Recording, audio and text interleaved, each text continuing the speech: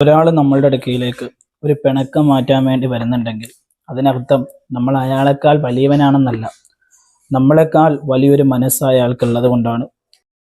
രണ്ടാളുകൾ തമ്മിൽ പിണക്കമുണ്ടാകുമ്പോൾ ഒരാൾ മുൻകൈയെടുത്ത് നമ്മളുടെ അടുക്കയിലേക്ക് ആ പിണക്കം മാറ്റാൻ നമ്മളോട് സംസാരിക്കാനായി വരുമ്പോൾ നമ്മൾ വലിയ ചാടിയും പത്രാസും ഒക്കെ ഇട്ട് നിന്ന് അയാളോട് ഒരു നെവർ മൈൻഡ് ആയിട്ടുള്ള ഒരു മനോഭാവം കാണിക്കുമ്പോൾ യഥാർത്ഥത്തിൽ അള്ളാഹുവിൻ്റെ മുന്നിൽ അയാളുടെ സ്ഥാനം വലുതായിക്കൊണ്ടിരിക്കുകയാണ്.